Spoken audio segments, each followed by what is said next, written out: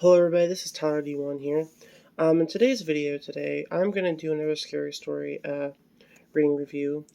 I did this in one of my other videos. If you haven't seen it, check it out now, and give a like to it if you like it, and comment what you think of it. And I'm going to read you guys 3 stories on here today. There's going to be at least 3 stories I'm going to tell on here today. And comment on the section below, and don't forget to hit subscribe and tell me what you think of this video, and enjoy the stories. Okay, so the first one I'm going to read you guys is called "This is Why You Should Never Let Anyone Know Where Your Spare Key Is." Okay, here it goes. I was 17, still living in my parents' house. Everyone was away on a Friday night, so I had a few friends over. We smoked a little and were chilling in the basement playing video games. 2 of my friends ran upstairs to get some snacks out of the pantry. After a few seconds, they came running down the steps yelling my name. They say, "Somebody just pulled into my driveway." I hear the dog freaking out. I panic, thinking my parents are home, and I scramble to hide the weed and pipe we had sitting next to the back door. Okay. I walked up the stairs and looked out the window. There was no car in the driveway, but my dog was still freaking out. I went outside to see if anyone was out there. It was late, almost midnight, and cold. I was barefoot and poorly dressed. I walked around my house, shivering and nervous, and found nothing. I went back inside, took my dog down to the basement with me, and tried to relax. Maybe 20 minutes later, we hear a huge crashing sound. It sounded like something had exploded right in front of the house. We ran outside through the back door and saw a car wrapped around a tree right by the road in my neighbor's front yard. My dog starts freaking out again. It was my neighbor's car. My brother had gone with my parents to my aunt's and left his car in the garage. As I ran to look inside, there was nobody. There was nobody in it. I immediately called my brother, freaking out when he answered the phone. I was both revealed and confused. He instructed me to call the police. He came home. The police came and looked around. They took statements from everybody. We hid the fact that we were high pretty well, as the tow truck was pulling my brother's car out of the front yard. The police received a call about a break-in down the street. They left an officer with us, and the rest left to respond to the call. It turns out that a group of people were going through my neighborhood, breaking into houses and stealing cars out of garages. I was in the house when the burglars stole my brother's car. I may have even walked right past him, and at one point when they caught the group, one of the guys was injured as if he had been in a car wreck. He was the one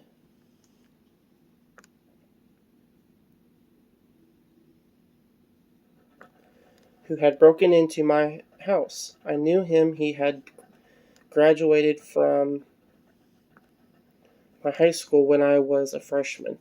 He had a house set for us. He knew where we kept the spare key. He knew that if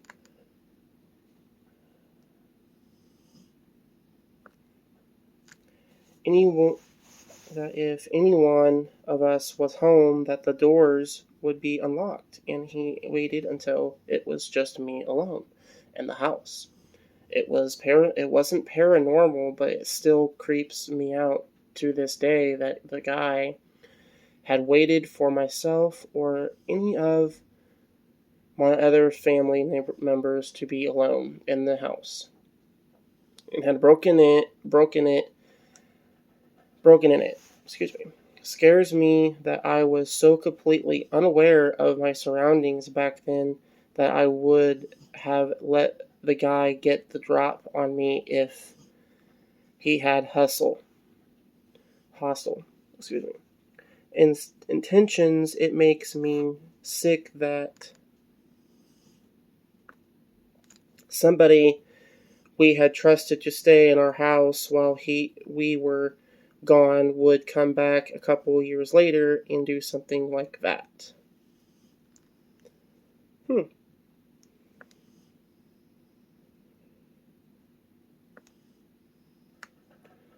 So, folks, don't let anybody know you have a spare key under your mat. Keep that stuff to yourself. Okay, and here is another one I'm going to read you guys. And this one is called, this story I'm going to read you guys is called The Nightmares. I was a caretaker of a small town uninhabited island off the coast of Maine. And my girlfriend and I started having synchronized nightmares about things that we had never discussed before. They involved very specific themes, and after a month of this happening, we were gifted a history book off the island that had a small chapter in the back that mentioned the exact hauntings. That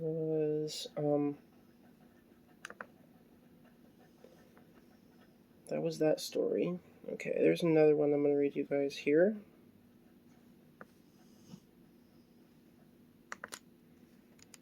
I gotta find it. Where is it at? It's in this one.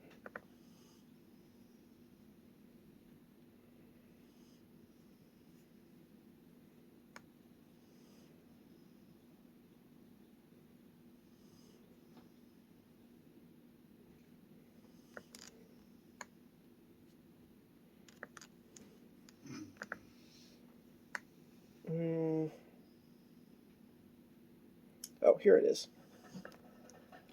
The other story I'm going to tell you guys, this story is called The Shadow. After the end of this video, I will tell you where I found these. I'll tell you where I found these, and I will tell you I'll tell you about them and go from there. I'm going to finish this last story, and then I will get to that in just a minute. Okay. I didn't know that's what it was called until much later. I was living in a house in Laguna Beach that had been there since the 1920s in its history.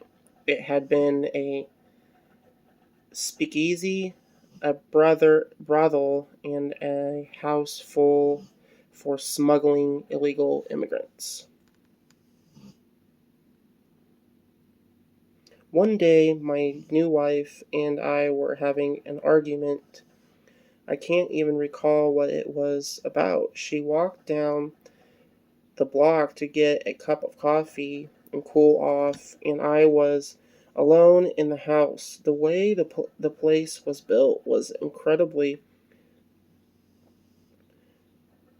haphazard.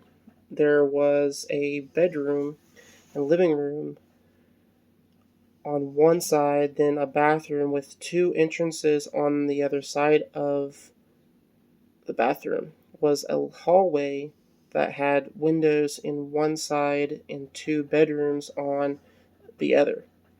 From my bedroom, I could look across the hall into the bathroom. Then through the bathroom and down the other hall, I was standing at my dresser, and I just noticed movement out of the corner of my eye, and I looked down. There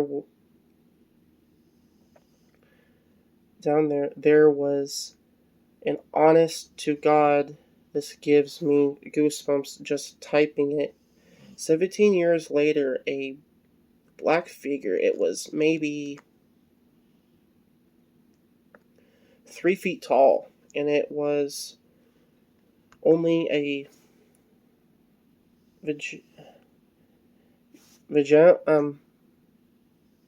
vaguely humanoid. It looked like a black scribbles, like someone had scribbled a human shape, but the scribbles moved like electricity arcing. That's the best way to describe it. There was no sound that I could remember. I distractedly remember when I saw it.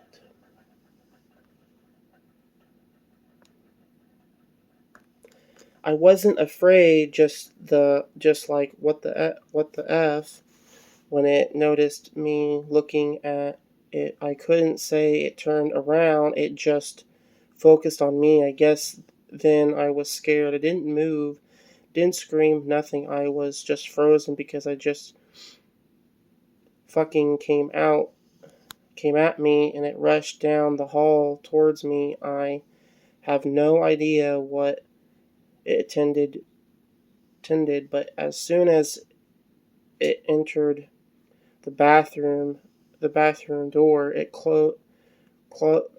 closest to me just slammed shut on it. I screamed and I yelled for my wife. She wasn't home. I went the fuck outside into the daylight and didn't go back in until she got home about 10 minutes later. I don't believe in ghosts. I do believe I saw something supernatural, but I know I saw something. I don't know what it was. Alright.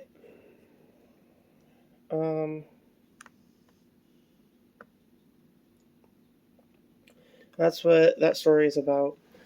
Where I found these stories is called HuffPost, and then the other one I found called Thought Catalog. This is where I found the stories and stuff. There's between 20 to 12 different stories on each one of those sites. Just go on there, look for one that find interest you, and then if you like it, share it and read it, and then give your thoughts on it and what you think, and that'll be that. Comment in the section below what you think of these 3 stories, and if you want me to do more of these, I can do more of these, and some other stuff you want me to react to. And until then, so I think that'll be it for today's video, guys. Like I said, again, if you guys like this stuff, comment on the section below, like I said. And don't forget to hit subscribe. And I will see you all on the next video. Later.